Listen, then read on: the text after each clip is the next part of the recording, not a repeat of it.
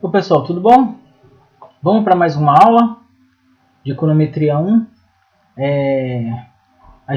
A partir dessa aula, a gente vai ver os modelos de regressão múltipla, tá? Então, até a aula anterior, a gente estava com o modelo de regressão simples, quando eu tinha apenas uma variável independente. Agora, a gente vai ter mais de uma variável independente. 2, 3, 4, depende de como é que for o modelo que a gente vai estimar, ok? São mais interessantes, são mais realistas, né? Normalmente tem várias variáveis que ajudam a explicar o comportamento de uma outra, né? E a gente estava limitado porque só podia colocar uma, que a gente considerava como a principal. Agora a gente vai relaxar isso e vamos poder colocar mais variáveis.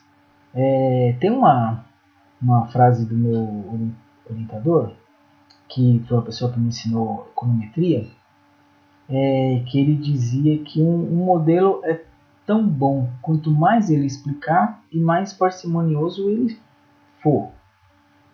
Que não significa que modelos bons vão ser aqueles que você vai colocar uma quantidade enorme de variáveis explicativas, né? Inclusive, quando a gente coloca muitas variáveis explicativas, os modelos acabam ficando piores até, porque vai dando alguns problemas, multicollinearidade, etc. Então tem que tomar muito cuidado com isso daí, né? A gente vai se referenciar no que diz a literatura, outros trabalhos, o referencial à teoria econômica, né? Para a gente conseguir identificar aquele conjunto de variáveis explicativas do modelo. Bom, tem uma diferença também com relação ao que a forma como a gente estava vendo o modelo de regressão simples para modelo de regressão múltipla. Porque em modelo de regressão simples, eu derivei com vocês, matematicamente, como é que a gente encontrava os estimadores de beta 0 e o estimador de beta 1, né? Aquelas fórmulas matemáticas, elas não servem para encontrar os betas no modelo de regressão múltipla, tá? Seriam outras fórmulas. O que eu acho que é a maneira mais interessante de estudar modelo de regressão múltipla é quando a gente faz aquelas derivações, quando a gente encontra como estimar os betas, trabalhando com álgebra matricial, certo? Então eu vou fazer aqui com vocês muito rapidamente uma revisão de álgebra matricial, que é uma matéria que vocês veem, por exemplo, no segundo ano do ensino médio, né? E aí a gente então vai dar uma retomada nisso, e aí depois eu vou utilizar os conceitos de álgebra matricial para encontrar os estimadores de mínimos quadrados ordinários pelo método de utilizando as matrizes, tá? Então, bom, diferente da regressão simples, quando se tem apenas uma variável tentando explicar as mudanças y, no modelo de regressão múltipla, é possível a gente controlar explicitamente muitos outros fatores que, de maneira simultânea, afetam a variável dependente. Então, essa é a vantagem do modelo de regressão múltipla, né? A gente ter não mais só uma variável tentando explicar o y, mas a gente tem um conjunto delas tentando explicar como é que se dá a mudança nelas, como é que se dá o comportamento do y. Quanto mais variáveis explicativas tiver no modelo, maior a variação de y a gente vai conseguir explicar. Então, a análise de regressão múltipla pode ser usada para construir modelos melhores para prever a variável dependente do que os modelos de regressão simples, né? Então, por exemplo, eu estava fazendo o salário em função da educação, mas tem outras variáveis que afetam o salário. Qual é o tipo de ocupação que a pessoa trabalha, quantos anos de experiência, qual é o sexo, qual é a idade. Então você tem outras variáveis que afetam o quanto uma pessoa recebe. E a gente estava muito limitado, porque a gente só podia colocar uma. Então a gente escolheu a educação. e deixamos outras de fora. Elas estavam no resíduo do modelo. Agora a gente está tirando essas variáveis do resíduo e colocando elas explicitamente no modelo. Então, em relação à questão das matrizes, uma matriz é definida como um arranjo retangular de números, denotados por letras maiúsculas e em negrito. Okay? É diferente de um vetor. Um vetor é um conjunto de números ordenados em uma linha ou em uma coluna, também denotado por letras, só que agora minúsculas, também em negrito. Os tipos de matrizes mais comuns em econometria são as matrizes simétricas, as diagonais, o escalar, a identidade e as matrizes triangular, superior ou inferior. A gente vai ver algumas dessas assim, ok? Matriz simétrica, por exemplo, significa que o triângulo superior, ou seja, o que está acima da diagonal principal, são os mesmos valores que estão abaixo da diagonal principal. Matriz diagonal, só tem números na diagonal principal. Um escalar, se constitui apenas de um elemento. Uma matriz identidade, significa, é uma matriz que ela tem composta por números 1 na diagonal principal, e 0 no triângulo superior e 0 no triângulo inferior. Ok? E matriz triangular superior. Bom, elas têm informações da parte de cima, né? Acima da diagonal principal, e assim sucessivamente. Quando é que duas matrizes são iguais? Okay? Uma matriz A é igual a uma matriz B quando os elementos da matriz A, denotados por A e K, são iguais aos elementos da matriz B, denotados por B e K. Então, se isso acontece, para cada o elemento A11 for igual ao elemento B11, o mesmo valor, 2 e 2, e assim para todos os elementos, então a gente vai ter uma igualdade de matrizes. Quando é que o que é uma transposta, né? Como é que se faz uma transposição de uma matriz? Bom, uma matriz B vai ser a transposta da matriz A quando o que for linha da matriz A for coluna da matriz B. E o que for coluna da matriz A for linha da matriz B. Então, por exemplo, K ele é linha da matriz A e é coluna da matriz B. I é coluna da matriz A e é linha da matriz B. Olha aqui a notação.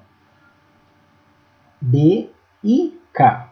O subscrito I, sempre o primeiro subscrito, vai indicar a linha. E o segundo subscrito ali, o K, ele vai identificar sempre a coluna. Ok? Então, na igualdade de matrizes, I é a linha, K é a coluna.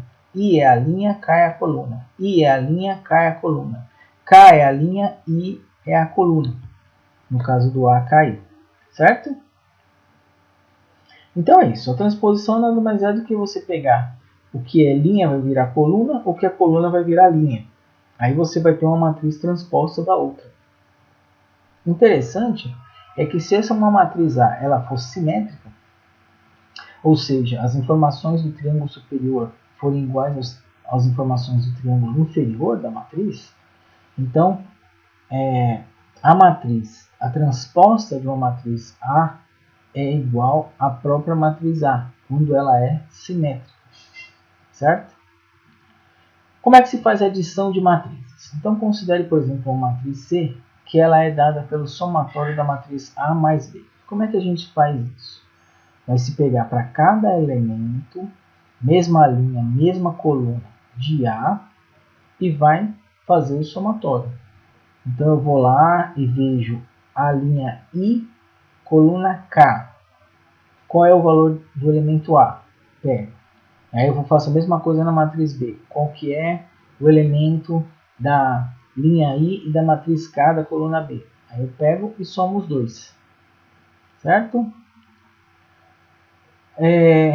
E como relação à multiplicação de matrizes? Matrizes são multiplicadas usando o que a gente chama de seu produto interno. Tá? o qual, para dois vetores A e B, é dado por A' B. Então, o produto interno de vetores é sempre A'B. Só porque é o primeiro vetor transposto multiplicado pelo segundo vetor sem estar transposto. Porque se a gente fizer A não transposto vezes B transposto, a gente vai estar trabalhando com o produto externo de vetores, ok? Então, você tem dois vetores, o produto interno vai ser isso. Vai ser você pegar a transposta da matriz A e vai multiplicar pela matriz B sem estar transposta. Assim, para uma matriz A de ordem n vezes k e uma matriz B de ordem k vezes n, a matriz produto C é uma matriz n por n. Tá? A matriz C, que é igual ao produto da matriz A vezes a matriz B, ele é formado pelos elementos C e K, e é sendo a linha e K a coluna, que vai ser no caso, teria que ser ali um A maiúsculo, né? Linha, B maiúsculo, K. Ok? Para ficar correto, o A e o B ali nesse caso aqui deveriam ser maiúsculos. A gente está trabalhando com matrizes, uma matriz A e uma matriz B. Tá? Tem uma questão importante que é que você só vai conseguir multiplicar as matrizes se o número de colunas da primeira bater com o número de linhas da segunda. Por exemplo, qual é o número de colunas da matriz A? É K. E qual que é o número de linhas da matriz B? É K. Então, como o número de linhas, o número de colunas da matriz A bateu com o número de linhas da matriz B, K, você pode multiplicar. E o resultado dessa multiplicação vai ter ordem n minúsculo vezes n maiúsculo. Ok? Então, as ordens da matriz A e B, eles definem tanto se as matrizes podem ser ou não multiplicadas, como a ordem da matriz resultante dessa multiplicação. Certo? Vamos ver aqui, ó. Soma de valores. Seja I um vetor coluna formado de números 1. Tá? Então, ele é uma coluna. Imagine uma coluna como se fosse uma coluna do Excel. Aí ele é formado de número 1. 1 e assim sucessivamente. E considere que x ele é um vetor formado de 1 até n, né, de valores de x. A multiplicação de i transposto vezes x vai ser o somatório de x. Eu vou pegar cada número 1 e multiplicar pelo x1. Depois eu vou pegar o outro i2 e vou multiplicar por x1. Depois eu vou pegar o outro i3, que é 1 também, todos são 1, e vou multiplicar por xn. E aí eu vou somar tudo. Então, se eu tenho para me encontrar o somatório dos valores de um vetor, eu preciso fazer essa multiplicação entre o vetor coluna formado de números 1 multiplicado por esse vetor x. Tá? Se todos os elementos em x forem iguais a uma constante a, então x é definido como a vezes i. Vamos imaginar que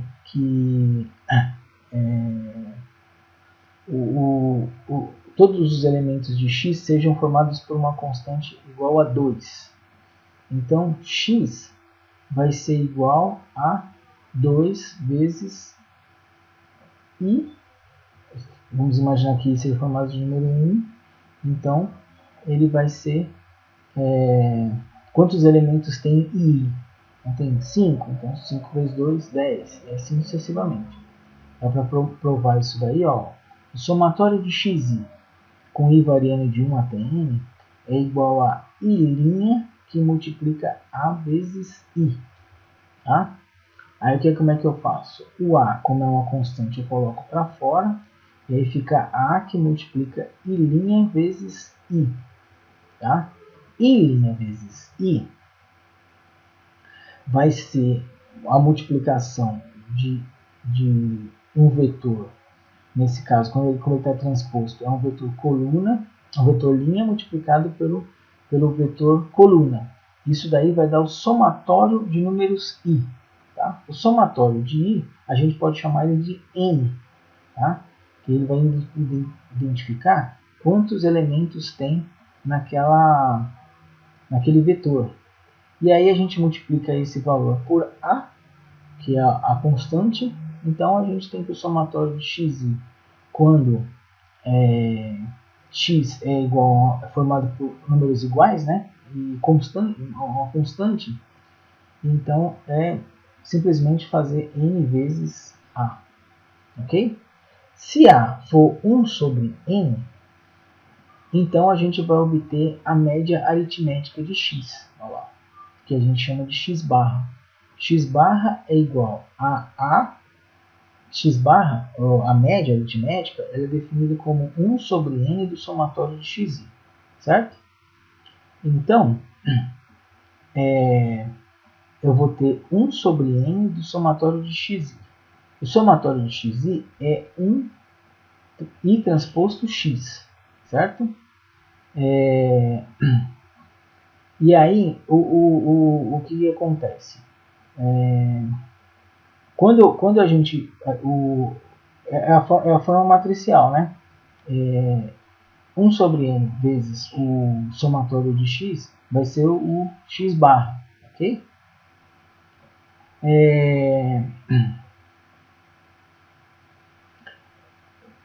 E aí isso é importante porque a gente consegue ter um resultado interessante. Se o somatório de x, tá, ele é 1 i transposto x, então i transposto x a gente pode definir como n vezes o x barra, certo? N vezes o x barra, dado que o x barra é 1 sobre n de i' x, certo? E aí então eu vou cortar o n com o denominador do 1 sobre n, e aí eu vou ficar com o quê? Com o i' x. Soma de valores ao quadrado. Bom, a soma dos quadrados dos elementos de x e de x por y é dada da seguinte forma. É produto interno de vetores. Olha lá, x', x. Tá? Então, toda vez que você fizer x' vezes x, é a mesma coisa que está fazendo um x ao quadrado. E toda vez que você fizer x' vezes y, é a mesma coisa que estiver fazendo o somatório de x vezes y. Tá? Pela definição de multiplicação de matrizes, x' vezes x de ordem K por L tem que ser igual a x transposto de K vezes x transposto de L. Isso aí é o que a gente chama do produto interno da késima e da enésima coluna de x, certo? Independência linear e posto de uma matriz. Bom, um conjunto de vetores vai ser o que a gente chama de linearmente dependente se qualquer um dos vetores ele puder ser expresso como uma combinação linear dos demais. Ok? Um conjunto de vetores ele é linearmente independente se e somente se a única solução para α1, A1 mais α2, A2 mais αk, AK for igual a zero. Ou seja, todos os alfas forem iguais igual a zero. Essa é a única condição Essa é a solução para você, se você tiver vetores que são linearmente independentes. Você não tem como, se eles são linearmente independentes, você não tem como agregá-los de alguma forma em que eles se transformem em um dos vetores já existentes. Tá? O posto, o que em inglês a gente chama de rank de uma matriz, ele equivale ao número de linhas ou colunas que são linearmente independentes. E a gente vai precisar, na econometria, que as linhas, as colunas da matriz que a gente vai trabalhar, dos nossos dados, elas sejam linearmente independentes. Ou seja, a gente precisa